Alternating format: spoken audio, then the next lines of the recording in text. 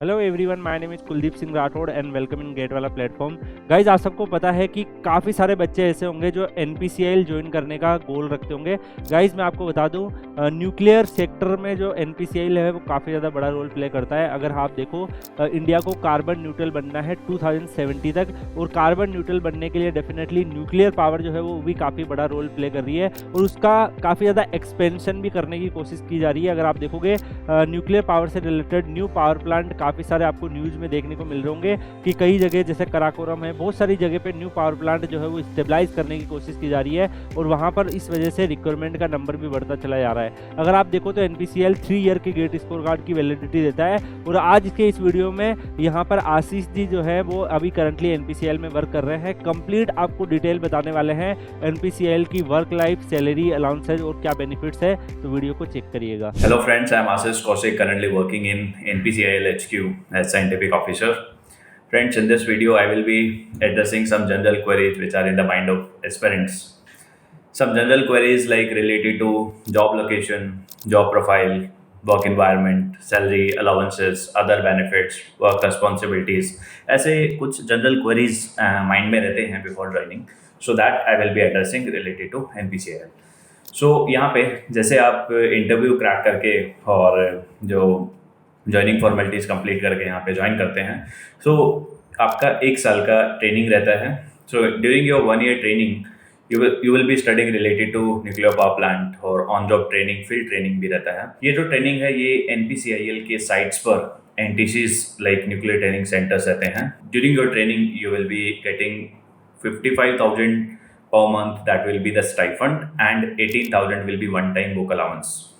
1 साल की जैसे आपकी ट्रेनिंग कंप्लीट होती है तो उसके बाद आपका जो भी मेरिट बनता है, जो एग्जाम्स रहेंगे ट्रेनिंग में, 4,000 मार्क्स के एग्जाम्स रहते हैं, उसके बेसिस पे, जो मेरिट के बेसिस पे आपको जॉब पोस्टिंग अलोकेट होती है। So that posting will be majorly at your sites और एट एचक्यू। तो मेजर जो वैकेंसीज आती हैं वो साइट्स पे रहती हैं, एचक्यू की वैकेंसीज कम रहती हैं, साइट्स ज़्यादा हैं। तो यहाँ पे जैसे आप as a scientific officer after 1 year of training join करते हैं, आपका ट्रेनिंग के बाद your salary will be like 61,300 will be basic. आप लेवल 10 में, ग्रुप ए सर्विस लेवल 10 में ज्वाइन करेंगे। इसमें जो 56,100 प्लस आपका 3 इंक्रीमेंट आपको मिलते हैं, तो your basic will be 61,300 plus like 50% DA which is currently, and इसके अलावा जो ट्रैवल अलाउंस, एंड साइट पे रहेंगे तो आपको साइट अलाउंस, और इसके अलावा वही HRA और जो कुछ अलग अलाउंसेज रहते हैं like canteen reimbursement, mobile TV, cable TV, newspaper reimbursement, इस टाइप के। और इसके अलावा जो एक सैलरी में इम्पॉर्टेंट मेजर फैक्टर रहता है, that is performance linked incentive scheme. So place will be 30 to 40% of your basic pay, that will be extra. So this was related to salary and allowances. And apart from salary allowances, like you will be having the doubts कि job locations क्या रहने वाला है। तो job locations में आपका NPCIL के sites in northern side, like Rajasthan में रावत भाटा साइट है, ककरापार गुजरात साइट है, इसके अलावा नॉर्थ में नरोड़ा यूपी में एक साइट है, और भी अंडर कंस्ट्रक्शन साइट्स हैं हरियाणा के गोरखपुर, हिसार साइट, और भी अलग अंडर कंस्ट्रक्शन साइट्स हैं लाइक राजस्थान में माही बांसवाड़ा। और साउथ साइड यदि हम जाते हैं तो कुडानकुलम में वन साइट इन तमिलनाडु, और Madras atomic power station, that is also in south. इसके अलावा साउथ में एक कर्नाटका में काइगा साइट है। तो ये आपके साइट्स पे पोस्टिंग होगी। तो जो साइट्स रहती हैं, these are around 30 to 40 kilometres away from cities, but वहाँ पे प्रॉपर टाउनशिप वगैरह रहता है and all facilities are there. So this will be related to your job location, and at headquarter you will be posted in Mumbai. इसके अलावा ये रहता है कि आपका जॉब रिस्पॉन्सिबिलिटीज़ क्या रहने वाली है। तो जॉब रिस्पॉन्सिबिलिटी में देखिए, यदि आप साइट पे ज्वाइन करते हैं तो साइट पे जो बेसिक जो जॉब्स है, जैसे कि आप मेंटेनेंस, ऑपरेशन, कंस्ट्रक्शन, इन सब डिविजन्स में रहेंगे। और यदि आप हेडक्वार्टर में पोस्टेड रहते हैं तो मेजर आप इधर you will be in design और प्रोक्योरमेंट, ये जो मेजर डायरेक्टरेट्स हैं। अब ये रहता है कि if you will be posted at site तो what will be your work responsibilities. तो as a operation engineer basically if you are in operations, so आपको पता है कि a nuclear power plant or a reactor is running 24/7, electricity is generating in a nuclear power plant. So वहाँ पे shift में there are 3 shift and in that shift round the clock officers are posted.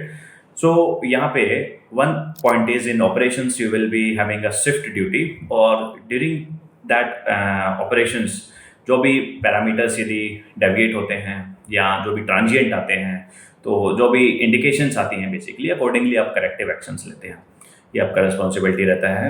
इसके अलावा हाँ यहाँ पे ये है कि आपका जो जॉब रहेगा, जो ड्यूटी रहेगा वो शिफ्ट में रहेगा।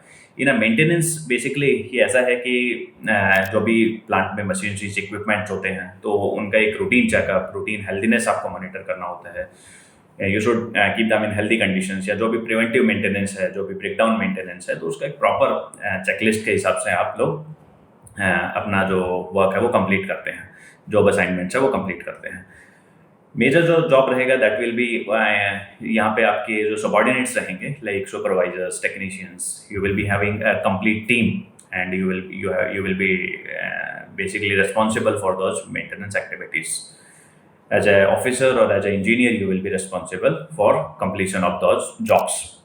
इसके अलावा कंस्ट्रक्शन में जो भी साइट्स हैं जहाँ पे nuclear power plants under construction हैं, वहाँ पे जो भी कॉन्ट्रैक्ट्स, रनिंग कॉन्ट्रैक्ट्स हैं, तो दोज प्रोजेक्ट्स आर जो भी कॉन्ट्रैक्टर्स वहाँ पे जो वर्क हो रहा है that is as per the drawing, as per the specification हो रहा है या नहीं हो रहा है, ये आपको बेसिकली सुपरवाइज करना रहता है, मॉनिटर करना रहता है।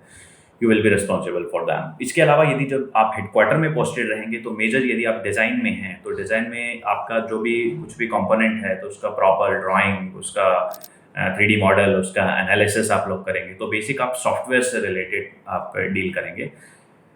और प्रोक्योरमेंट में रहेंगे तो आपका बेसिकली जो भी कंपोनेंट्स न्यूक्लियर पावर प्लांट्स के इक्विपमेंट, मशीनरीज हैं, ये आपका वेंडर से प्रोक्योर करना और उसको साइट पे डिलीवर करवाना, ये आपका रिस्पॉन्सिबिलिटी रहेगा।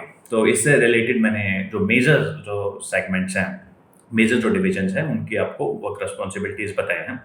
इसके अलावा भी there are different small groups, small divisions are there और other variety of jobs are there. इसके अलावा जो मेजर क्वेरी रहता है other facilities related to, like there is CHSS facility and other facilities इससे रिलेटेड हैं। तो दिस इज़ ऑल अबाउट जो भी मेरे माइंड में आ रहे थे अभी कि क्या क्या क्वेरीज हो सकती हैं एक एस्पिरेंट के माइंड में, तो दैट आई हैव एड्रेस्ड जो भी थॉट्स मेरे माइंड में रनिंग थे। तो यदि इसके अलावा भी आपकी क्वेरीज हैं, कोई भी general query related to it, you can ask in the comment box. तो आपने रियल एक्सपीरियंस जाना आशीष जी का, एंड आशीष जी ने आपको कंप्लीट डिटेल बताई है कि NPCL में क्या क्या चीज़ें अवेलेबल है, किस तरीके की फैसिलिटीज़ है, क्या सैलरी है, क्या अलाउंसेज है। आप में से जो बच्चे चाहते हैं कि ऐसे अदर PSUs के ऊपर भी वीडियो आपको मिलने चाहिए तो कमेंट करके बताइएगा। बाकी आप लोग Kuldeep sir _PW Telegram channel join कर सकते हैं, वहाँ पर मैं अवेलेबल हूँ, आशीष जी भी अवेलेबल है। अगर NPCL से रिलेटेड कोई और आपके सवाल है तो आप Telegram channel Kuldeep sir _PW में पूछ सकते हैं और इस वीडियो के कमेंट सेक्शन में भी पूछ सकते हैं। मिलते हैं नेक्स्ट वीडियो में, तब तक के लिए good bye, take care, see you.